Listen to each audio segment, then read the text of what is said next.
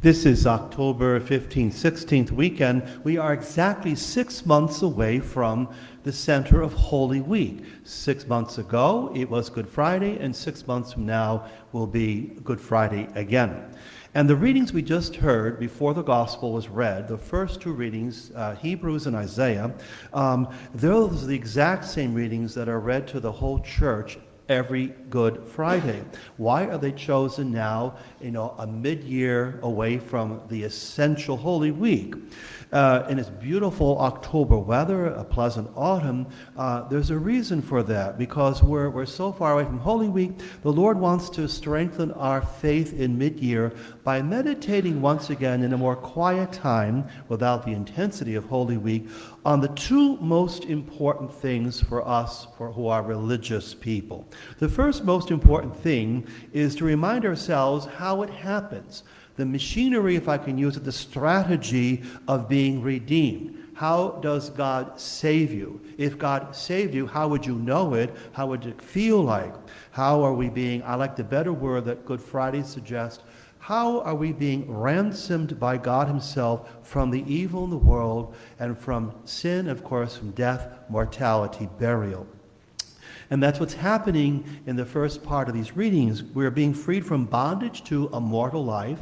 We're all mortal here, and a life that ends in death and burial. We have never really seen what paradise is like. We're told it exists, but we've never experienced it.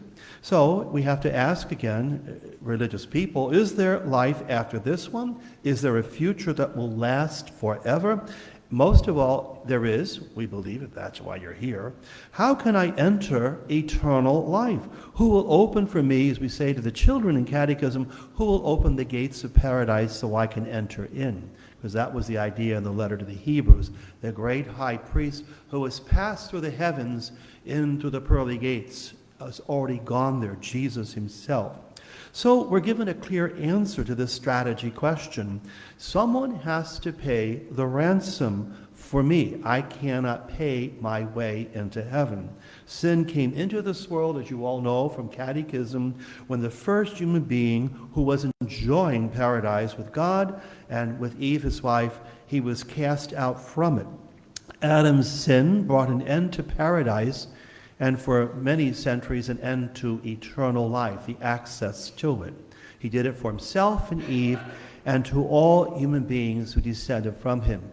In the theology of the church, all of us descended from Adam and Eve. We have their DNA in our bodies, and we also inherit, through original sin, their sin, the disorder. We corrupt, we turn back to the dust from which we're made. That's expressed on Ash Wednesday when the ashes are pressed on our forehead.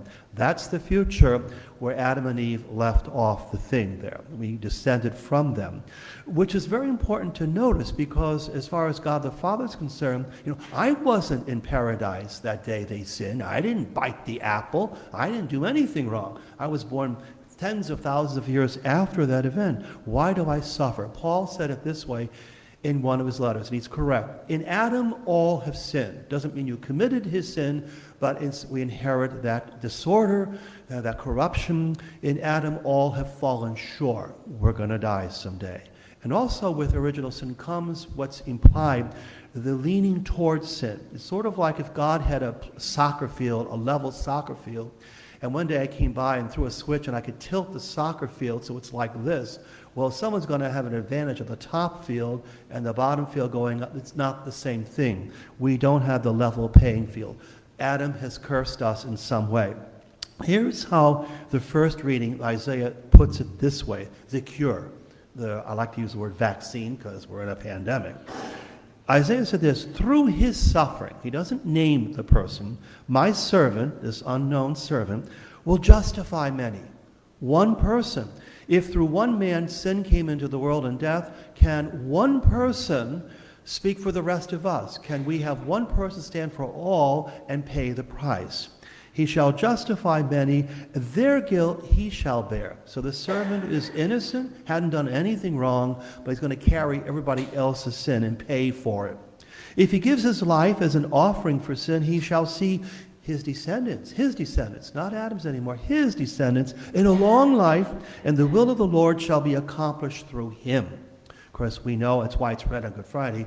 Isaiah is looking 700 years later to the person Jesus who will enter history, and he'll decisively alter the course of history. He will pay the cost of Adam's sin and its destructive effects we inherit. Adam's sin requires that someone has to cancel the debt that is owed to God the Father by one person's disobedience. And we are the descendants of Adam.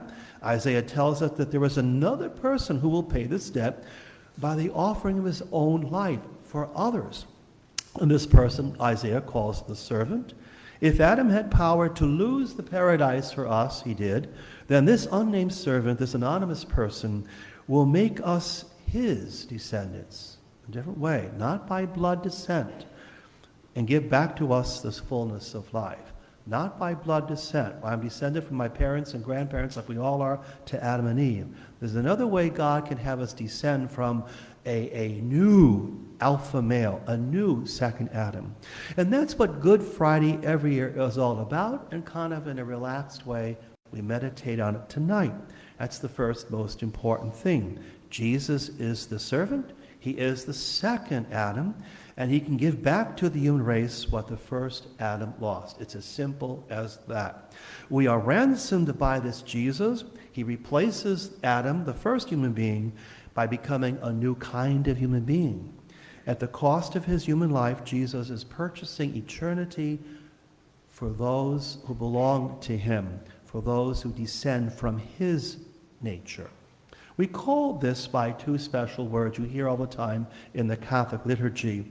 Jesus is called an oblation, which is an unusual word. It's only used really once in the dictionary to refer to the Catholic and Hebrew theology.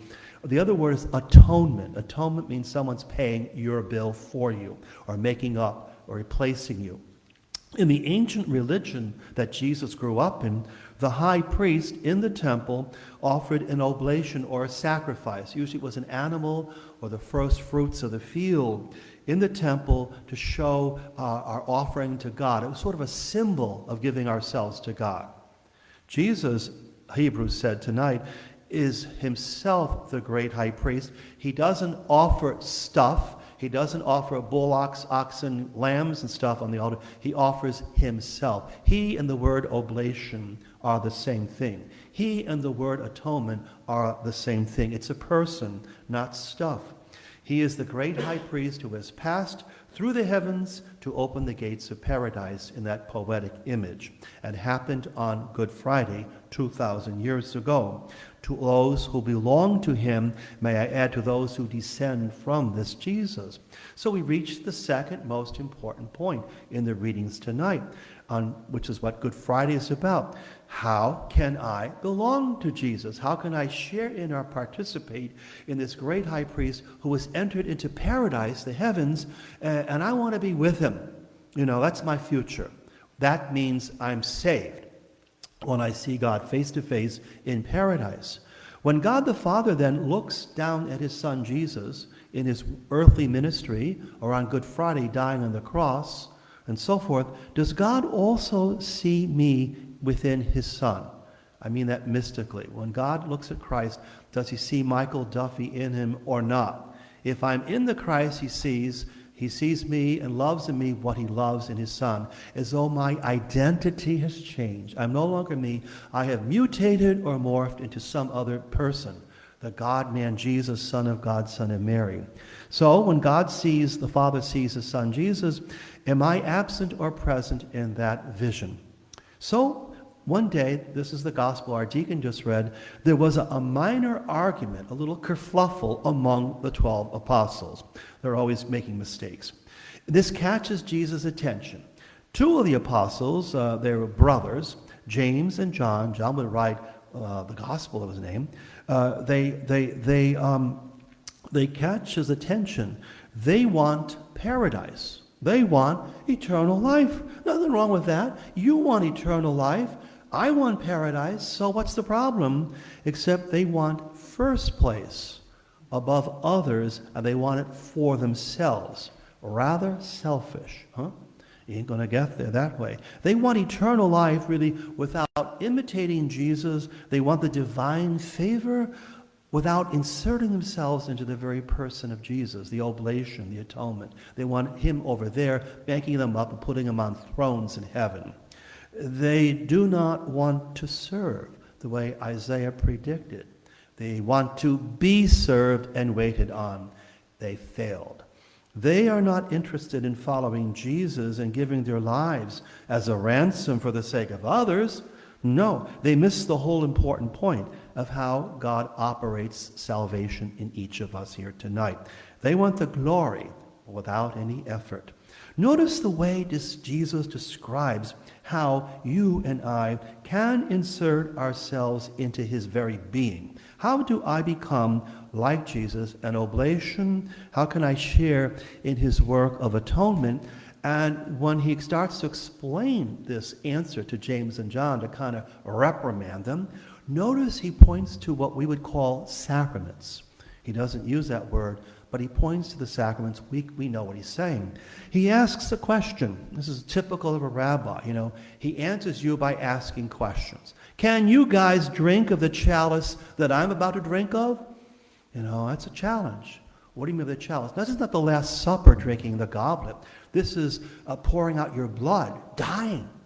Can you be baptized with the baptism with which I am baptized? And in the ancient church, baptism wasn't pouring water on the skull. Baptism was going to the river or the pool and being pushed into the water under and pulled out again. Insertion, immersion, very thorough. He is asking them really through what we would call those two sacraments, that's how you begin this insertion, this mutation. So, the end. It's through the worthy reception of the Holy Eucharist that Jesus is inserting himself within us, and when you receive communion worthy, you are inserting yourselves within him. Marvelous mystical exchange, the divine being of God in my humble, unworthy self. And earlier, when we were baptized, we were immersed into the one true God, Father, Son, and Spirit, the totality of God. Whether you believe it can happen or not, it does. And this triune God is infusing his very life into my body and my soul. This means at that moment, a radical transformation has occurred. I am no longer me, the son of Adam and Eve by descent. That's gone. The old order has passed away. And when the priest blesses the coffin of a dead person, there's that prayer for the deceased. They have died. We hope that they have died with Christ in their lifetime, that the baptism they had wept on their head made a difference the way they lived their life. The old order has passed away. Now we wait the new order of the risen Christ to appear in that human body. So it is. Every time we, the baptized people, gather on this sacred day, the day of resurrection, Sunday, Saturday night, around the holy table of salvation, which is also called and should be called an altar of sacrifice. It's a table for a meal. It's an altar of sacrifice. An oblation is happening and a meal is being partaken to unite with Jesus, to share in his body and blood, or the chalice poured out for us under the form of the Eucharistic bread. And I don't know when the chalices are going to come back. To become one with him, through him, with him, in him, an oblation to the Father, the ransom for our souls. And in this way, we are identified with Christ. He is with us. He is our atonement. And like what happened on Good Friday, we begin to assume the future paradise promised us, already a foretaste while we live in this life.